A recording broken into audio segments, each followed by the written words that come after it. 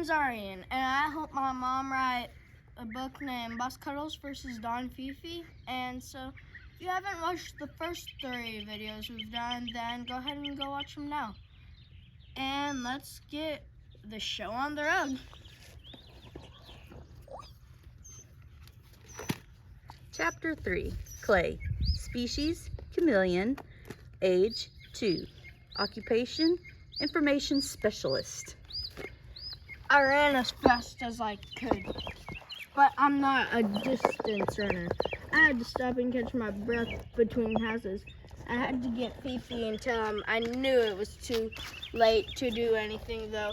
Cats are so vicious. They have no sympathy, no mercy. I stopped again and tried to blend with the darkness. I was almost there. That's when I heard a teeny whirring like a fire mosquito. It reminded me how hungry I was.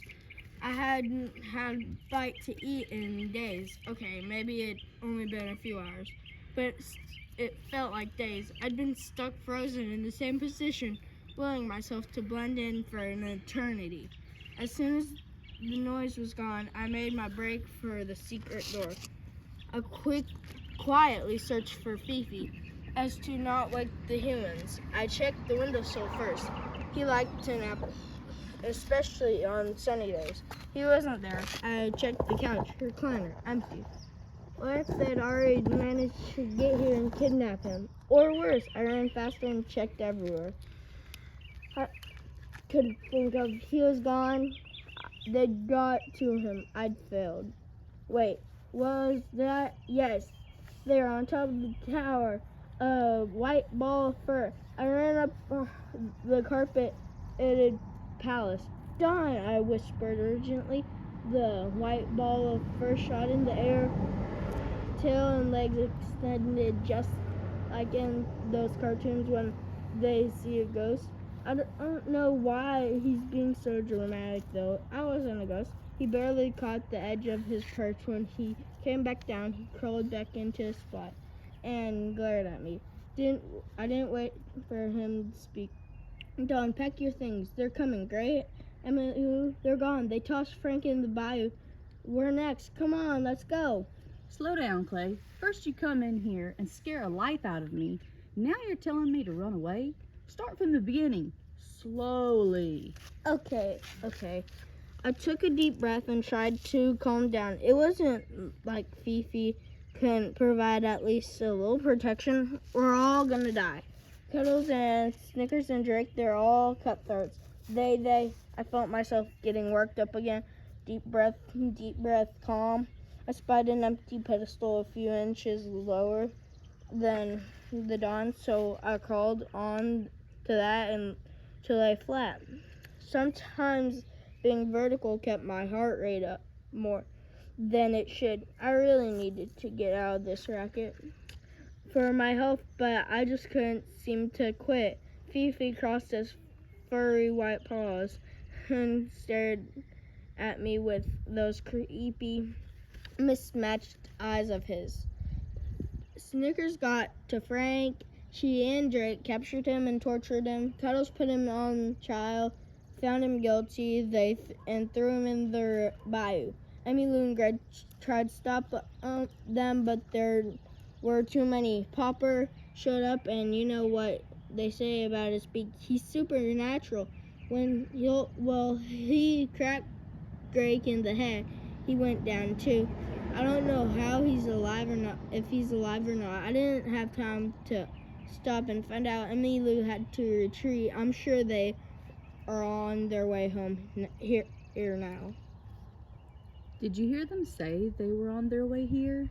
Fifi interrupted, head raised, his almost non-existent ears twitching. Well, no, but Frank was a stool pigeon. Don Francis, I'm sure he told them everything. All our plans. We have to go.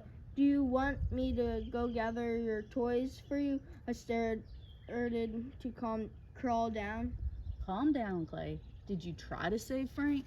Come on, boss. I'm not a fighter. How am I supposed to do that? I'm only 11 inches long. My legs are maybe a third as long as theirs. I have no fighting skills or weapons. I couldn't help it. I whined. He couldn't sentence me to death for something I had no control over. I am a dang good one, if I do say so myself. Yes, well, did you talk to Emmylou after Cuddles and her miscreants left? I couldn't. Emmylou disappeared into the bayou, Useless reptiles. Fifi muttered. So should I help you pack? I'm not leaving, Clay. So calm your little lizard toes down. What we need is a plan. He lapsed into thoughtful silence.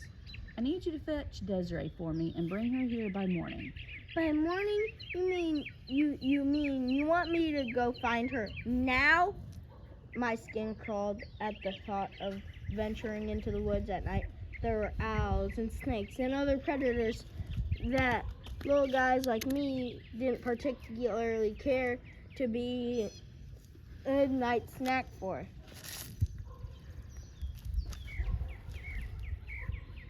Yes, by morning. Did I stutter? He was starting to growl in the back of his throat. I had no choice. It was either die by his claw or die by someone I didn't know. My chances were slim. As I spilled out through the secret door, I promised myself after I brought Desiree back, I'd retire and be content to live the rest of my life out in my cage. So what? If the boy ignored me half the time, I didn't need it. Human love and affection, just as long as he fed me. Life would be grand. I have no worries, no stress. I could work on my camouflage skills, maybe start training as a ninja. Across the street, past the apartments that smelled like dirty socks, fermented beer and garbage, and two more houses, the edge of the trees began to cluster closer together. Even the moonlight stopped on the leaves after afraid to enter. It was that scary. Desiree was insane. That's all there was to it. No animal would choose to live here unless they were big and had lots of claws and lots of sharp teeth, or could fly and have claws and lots of sharp teeth. A twig cracked nearby. I stopped, blend into the darkness, Clay. Blend into the darkness. I breathed shallowly. Silence. I waited. A few more seconds before silence. I raced toward the nearest tree. It offered a sliver of hope. Not every scary animal could climb. I surveyed the landscape below. Nothing but shadows. Fidget sticks. I checked the nearby branches for owls or other predators. I heard one call in the distance. I waited more silence. I raced down the tree and scurried up a few trees away. Desiree called hoarsely into the night, not waiting to attract extra attention to myself. Then, when there was no response, no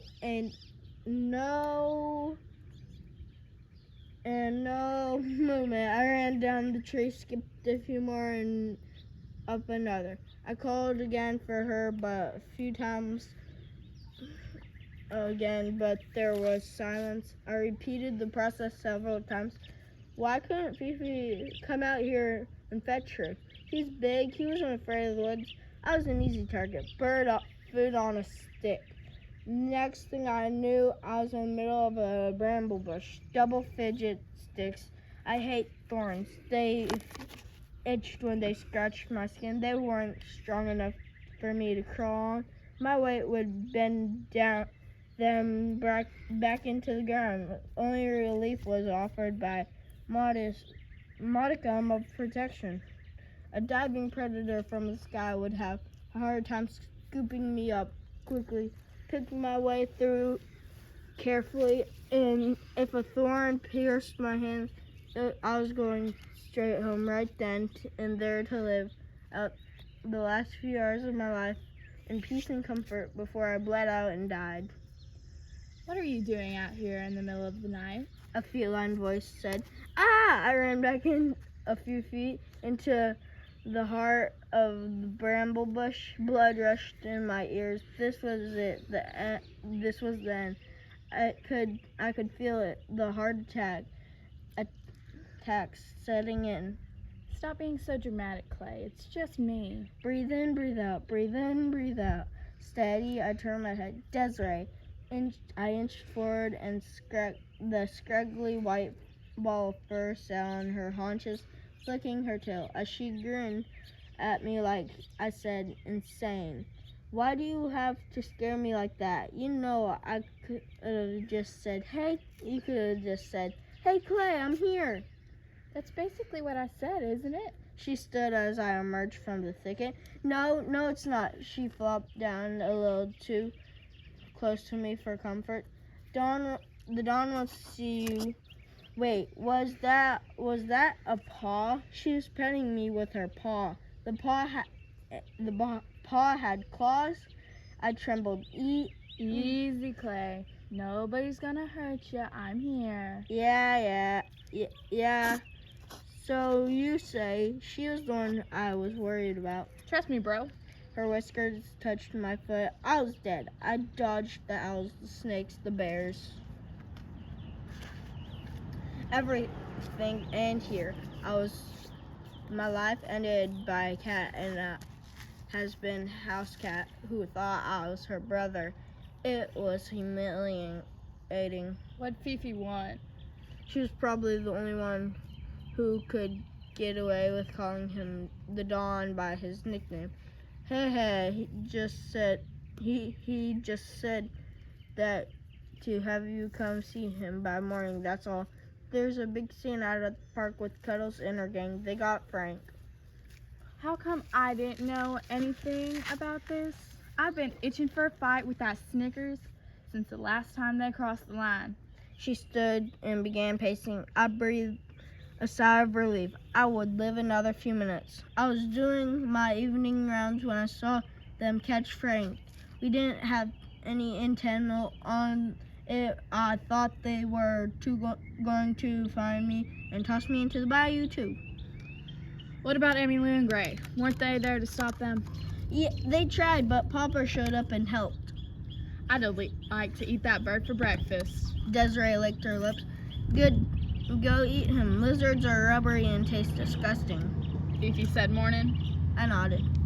All right, why don't you stay with me tonight and we'll go see Fifi in the morning. I panicked. Stay with the insane cat? No thanks. But it was too late. Her paw pressed my shoulders to the ground.